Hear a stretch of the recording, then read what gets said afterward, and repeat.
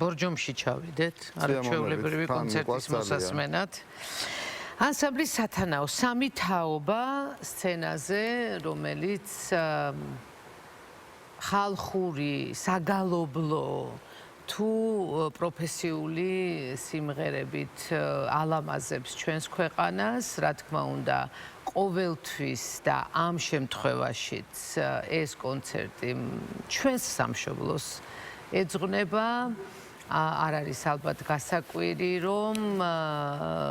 მათ მოიპოვეს იმის, ასე ვთქვათ, უფლება, რომ პირველად მიიღონ მონაწილეობა ჩვენ სააღდგომო ფესტივალში, რომელზეც ჩვენ ძალიან ხშირად ვსაუბრობთ ხოლმე, ძალიან გვიხარია, რომ გვაქვს იმის შესაძლებლობა, რომ ჩვენს ტელემაყურებელსაც გაუზიაროთ ეს სიახლეები, დავუანონსოთ ეს არაჩვეულებრივი კონცერტები და დღეს აგერ ეს არაჩვეულებრივი. ქალთა ანსამბლები ცოტა გვყავს ასეთი რეპერტუარის შემსრულებლები. მე მინდა ვთქვა, რომ ცოტა მომრავლდა, რაც მე ძალიან მიხარია. კარგია რომ მომრავლდა ხო, მომრავლდა, იმიტომ რომ აი რეგიონებიდანაც ჩვენ ახლა მოგეხსენებათ, რომ ხალხურის ჩაწერების პროცესში ვართ და ძალიან მიხარია, რომ რეგიონებიდანაც ჩამოდის ძალიან ბევრი. შერეულები არის, ბაშთა არის, მაგრამ აი სუფთა ქალთა ანსამბლები უფრო ნაკლებია. ოჯახები მომრავლდა, რაც ძალიან მახარებს შვილებთან ერთად. ნუ აქაც სამი თაობა, რადგან დარწმუნებული ვარ, რომ აქ დედაშვილობის ამბებიც ვერა დედაშვილობის არა, მასწავლებლები. ნუ რაც ნაწილობრივ დედაშვილობას, რა თქმა უნდა, მოიცავს მაშასე, ტატიანა მეგრელიძე და თამარ თოლორდავა. უღრმესი მადლობა. პირველი კითხვა უნდა დაგისვათ, მე უნდა გამოვუტყდე, რომ ვერ ხვდები რატომ სათანაო. ხო, თქვი. სათანაო თით რატომაც არის, ეხლა აგიხსნით, იმიტომ რომ ჩვენ დავიწყეთ ჩვენი, ასე ვთქვათ, მოღვაწეობა გალობით. ეს იყო 80-იანი წლები, როცა ქართული, ძველი ტრადიციული ქართული გალობა საერთოდ მივიწყებული იყო და მხოლოდ მართლა ხელნაწერთა ინსტიტუტში ინახებოდა დოკუმენტის სახით და იმ პერიოდში იყო, რომ ანჩისხატის გუნდმა პირველი გუნდი იყო, რომელმაც აღორძინა ეს გალობა და ჩვენი მეგობრები იყვნენ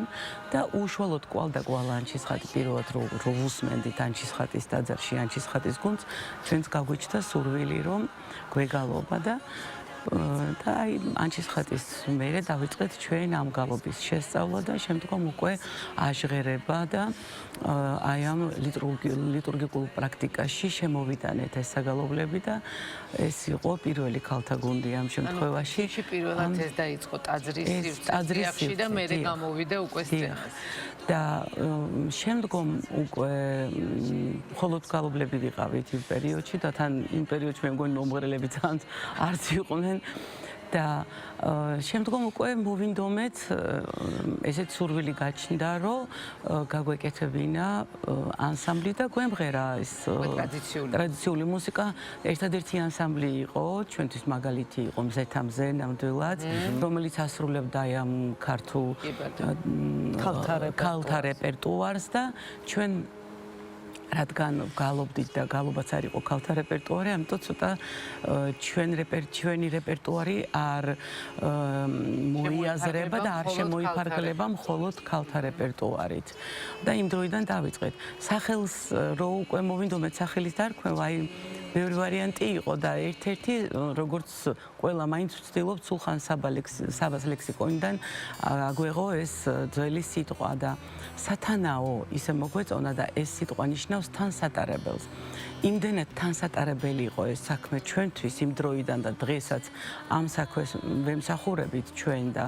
მართლა იმ მთელი ცხოვრება მიუძღვენით ამას და ამიტომ იმ დროიდან უკვე აი რაღაცნაირად ეს რომელი წელი იყო თამნა რო შევიკრიბეთ მეორე 2004-დან ეს სახელი უკვე დაგვერქვა სათანაო რომ ეს ძველი ქართული ტრადიციული მუსიკა გალობა იქნება თუ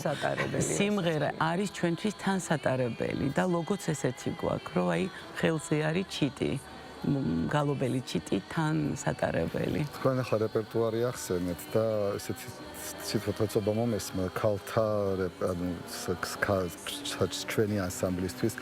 ქალებისთვის შესაძლებელი. არის რაიმე განსხვავება ან არ ჩერთ ხო არა თქვენ რეპერტუარს სწორედ იმის მიხედვით მე გულისხმობ ხალხურ ფოლკლორში და ტრადიციულ მუსიკაზე მაქვს საუბარი ამ შემთხვევაში ქართული, რომელიც სწორედ ქალთა შესაძლებელია ამ შემთხვევაში და ამ მასალას თუ ეძებთ თუ უბრალოდ მღერით იმას რაც მოგწონთ ან რაც აქტუალურია ამ ეტაპზე. ეხლა გეტყვით. ესე იგი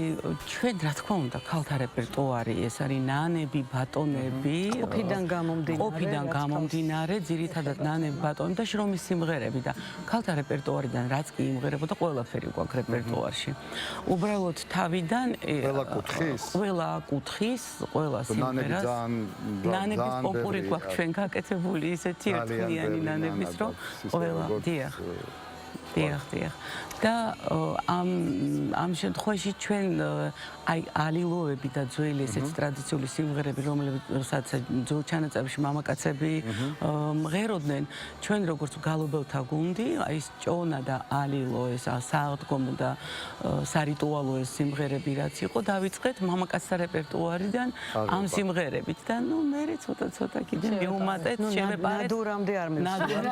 მივშევ უბრალოდ სუფრულებს შევეპარეთ კიდე იმიტომ რომ სუფრულიც ისეთი სიმღერებია რომ შეიძლება რომ ამ საავტოროს ნადურებს ნამდვილად არ ვაპირებთ იმიტომ რომ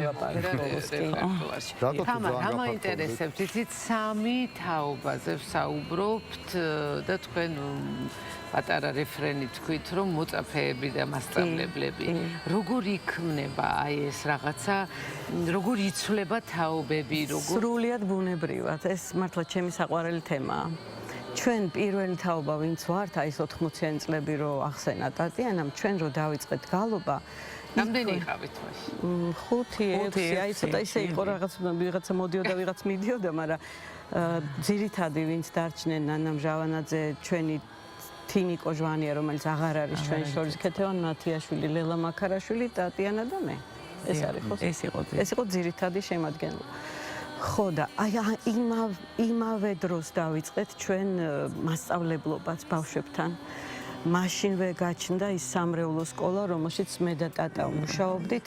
მე მგონი ვისაც ეს საკითხი ზოგადად აინტერესებს ყველა მიცის ლია სალაყაიას სახელი ხო ლიამ დაიწყო ეს საქმე და ჩვენ ორნივე ხმარებოდით და შეუერთდით და აი დაიწყო ამით ამ სამრევლო სკოლით და იმ დროს ვინც იყვნენ პატარები 2004 წელს აი როცა უკვე შევსებაზე რომ ვლაპარაკობთ ჩვენი იმდროინდელი თინიკოს რამდენიმე მოსწავლე ჩემი მე მარტყოფის ეკლესიაში ბავშვთა გუნდი მყავდა კიდე აი იქიდან ორი და ტატიანას თავისი ხო ნინო ნანეიშვილი რომელიც ახლა ხელმძღვანელი არის ანსამბლის იალონის და ხო აი ესე მოხდა ეს მეორე თაობით შევსება და ახალი ადამიანი თან ახალი რეპერტუარის და რაღაცა თითქოს ახალი ენერგიის წყაროა კი და ბოლოს მესამე თაობას რაც შეეხება ეს არის უკვე აი ამდენი წლების განმავლობაში რომ რაღაც საქმე რო კეთდება მე გზადაგზა რაღაცები რო ჩნდება ხოლმე აი ესე გამოჩნდა მართლა როგორც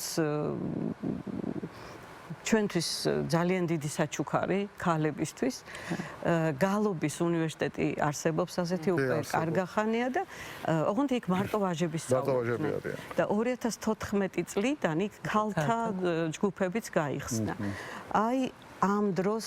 ხდება უკვე როგორც აი ოჯახში რო შვილი გაჩდება და ბებიებს რო ახალი სუნთქვა გაეხსნებათ ხოლმე ეს დაგვემართა დღეს ვინც არიან ჩვენთან ერთად გოგონები ბევრი არიან სწორედ იმ უნივერსიტეტის ზოგი კურსდამთავრებული და ზოგი ჯერ კიდევ ახლაც სტუდენტი მოდით ვილაპარაკოთ ბორჯომის კონცერტზე ასეთი სახელწოდება აქვს თუ შეიძლება ხო ითქვა სიმღერით გაცოცხლებული საქართველოს ისტორია ჩვენი კონცერტს ამაზე კარგად ალბათ ვერ იტყვი მაგრამ მაინც რეპერტუარით რო ჩავშალოთ აი რო დაახლოებით მივხვდეთ რაზე არის საუბარი რითი გააცოცხლებთ და როგორ გააცოცხლებთ საქართველოს იმიტომ რომ იმხელა მასალა რომლითაც შეიძლება ეს იგალობო იმღერო ტრადიციულად ხო ასევე როგორც თქვენ თქვით უკვე დამატებული გაქვთ საავტორო სიმღერები ალბათ ძართული იყო რეპერტუარის შერჩევა. იცით როგორ არის ზოგადად არ არსებობს ანსამბლი, რომელსაც არ აქვს რეპერტუარში სამშობლოზე და საქართველოზე სიმღერები. დღეს, მაგრამ ეს იდეა ზოგადად რომ პირველი რაც გავაკეთეთ, როცა მიგვიწვიეს ლევილში ფესტივალი იყო ჩვენ კულტურის სამინისტროს ეგიდით ვიყავით ჩასულები და აი როცა გვიწევდა ლევილში წასვლა ვფიქრობდი რეპერტუარზე რა უნდა წავიღოთ და რა თქმა უნდა პირველი რაც მომედა ეს არის პატრიოტული თემა ხო იმიტომ რომ ის ჩვენი წინაპრები ვინც იყვნენ ეხლაც დამარხულები არის ენატრებოდათ საქართველოს და დავიწყე ამ რეპერტუარზე მუშაობა რომ თითქოს ესეთი შეგრძნება მქონდა რომ იმათ გავაგონებ ამ ხმებს და ამ დროს იუნკერებიც გაგვახსენდა ეს მთელი ისტორია წამოვიდა ისე თვალწინ რაც იმ პერიოდში ხდებოდა და ეს პირველი სცენა რაც ამ ისტორიიდან არის გაკეთდა იუნკერების მიუძღვენით ეს იყო მთელი იუნკერების სიმღერებიც არსებობს იუნკერების იმ პერიოდში დაწერილები და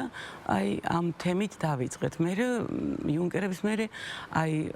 დღეს რომ სიმღერასაც შევასრულებთ, შემიყვარდა ეს ხმა ტკბილი. ამ სიმღერის ეს პოპულარული სიმღერაა, მაგრამ ქალაქურია, მაგრამ ავტორი ლექსის ავტორი რო წავიკითხე ივანე კერესელიძე დავიწყე ივანე კერესელიძის ბიოგრაფიის შესწავლა.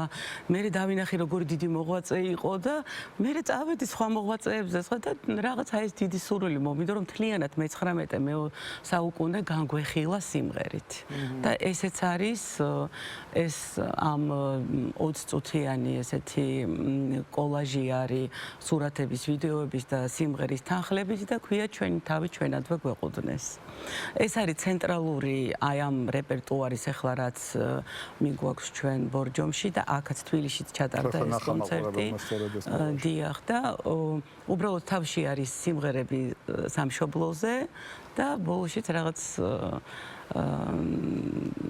დამთავრება არის ამ იუნკერების დატირების მერე უკვე რაღაცა დიდი სიხარულია და გამრავლება, ოპტიმიზმი და რაღაც სამნაწილად იყოფა ეს კონცერტი მთლიანად და აი ეს პირველი სიმღერა თამნათ რომ ეს დავამატებ კიდე ამ ეხლა ჩვენ ალბათ ვფიქრობთ რომ ჩვენი დრო უკვე ამოიწურა საერთოდ ჩვენ სიმღერის გარეშე ვერ გაგიშვებთ აქედან ერთადერთი შეგვახსენეთ როდის უნდა მოვიდნენ სად და როგორ ხვალინდელ კონცერტზე ვლაპარაკობთ ხო? ხვალ ბორჯომში გვაქვს კონცერტი ეს ფესტივალი როგორც მანანა ხვედელიძემ ამ ფესტივალის ხელმძღვანელმა როგორც გითხრა ამ ფესტივალის იდეა ეკუთვნის თურმე ჩვენს პატრიარქ ილია მეორეს და მისი სურვილი ყოფილა რომ სწორედ რაიონებში ყოფილიყო გაფანტული ეს კონცერტები და ჩვენც აი ამ ლოგიკით მოვხვდით ხვალ ბორჯომში 7 საათზეა კონცერტი კულტურის სახლში ხო? კულტურის ხო. იქაო. ეს არის დასწრება თავისუფალი ეს იყო პატრიარქის სურვილია და დარწმუნებული ვარ რომ არა მხოლოდ ბორჯომის მაცხოვრებლები მივლენ ხვალ ამ კონცერტზე ჩემის აზრით ეს არის იმ ემოციის გაცვლა, რომელიც სულ გვჭირდება, რომ ამ პატარა ქვეყანაში ჩვენ სულ ერთად ვიყოთ და ერთმანეთს უზიარებდეთ. გზნობა ხოლმე განსაკუთრებით რაიონებში აი დარბაზ თქვენ ახლა თქვენ შეუერთდებით ჩვენ შვილებს და შვილიშვილებს. თქვენს კოლეგებს, მეგობრებს, შვილებს, ჩვენ რაღაც ამ საოცარი ჰანგებით დამერწმუნეთ წინასწარ. გემშვიდობებით ხვალამდე, ჩვენი გადაცემა ხვალამდე, მე და გოგა ზეგამდე, ძალიან გვიხარია, რომ გვაქვს შესაძლებლობა ასეთ ხმატკბილი ჰანგებით დაგემშვიდობთ. კარგად ბრძანდებოდეთ, მომავალ შეხვედრამდე, კარგ დღეს გისურვებთ, ნახვამდის. შემიყვარდა